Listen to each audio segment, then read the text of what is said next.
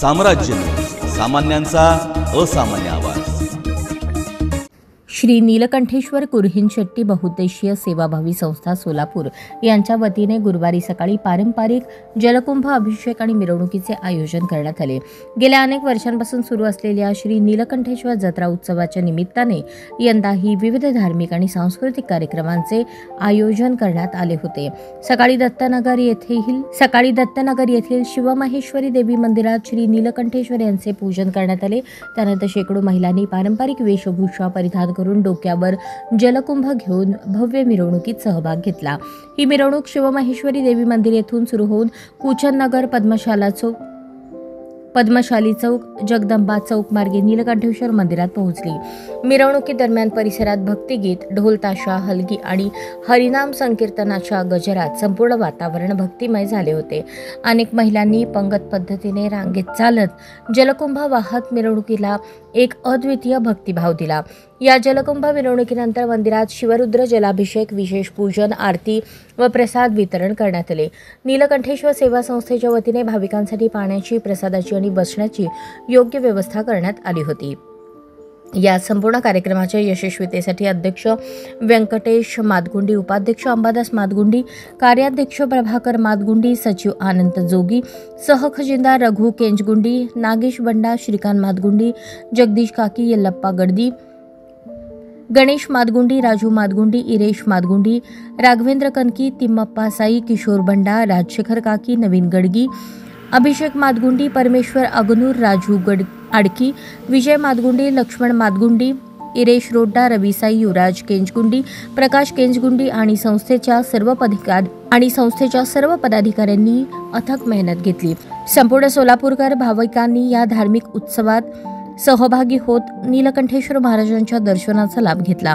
धार्मिकतेने परिपूर्ण आणि अनुशासित स्वरूपात पार पडलेली ही मिरवणूक आणि अभिषेक सोहळा हा सोलापूर शहरातील एक आदर्श धार्मिक उपक्रम ठरला।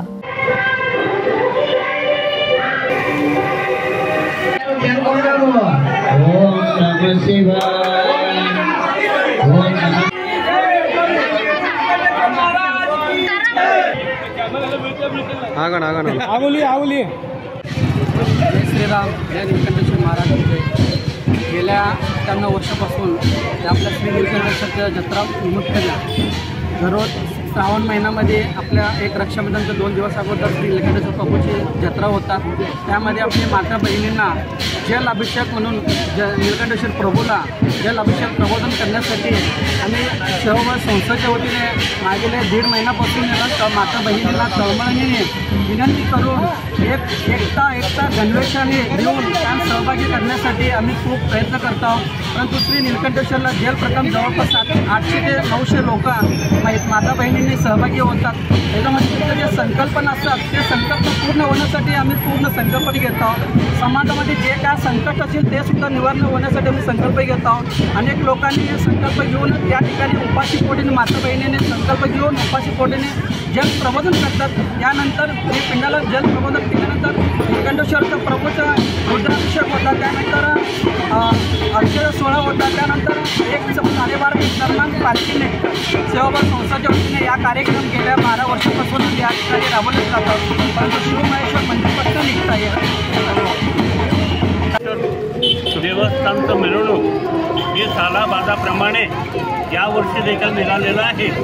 एकूण आजपर्यंत 97 वर्ष पूर्ण होत आहेत।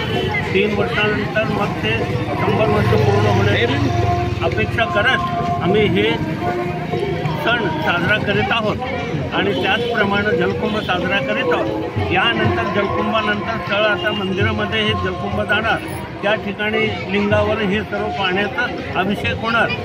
अभिषेक झाल्यानंतर मग त्या ठिकाणी रुद्र अभिषेक झाल्यानंतर अक्षताचा कार्यक्रम होतो। अक्षताचा कार्यक्रम झाल्यानंतर मग मिरवणूक म्हणून देवाचं मिरवणूक काढतो आपण।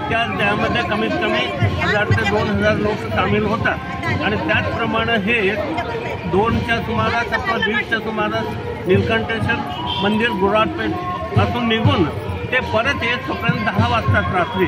याचं जे परिक्रमा आहे फार मोठं परिक्रमा आहे. त्याप्रमाणे सालाबादाप्रमाणे त्याचप्रमाणे आम्ही हे सण साजरा करत आहोत. आम्ही समाज बांधवांनी सर्वांनी मिळून हे श्रेय घेतलेलं आहे की चांगलं हे कार्यक्रम पूर्ण व्हावं ही मी ईश्वराच्या चरणी अपेक्षा करतो आणि आशीर्वाद देतो सर्वांच्या. जय नीलकंठी. बस.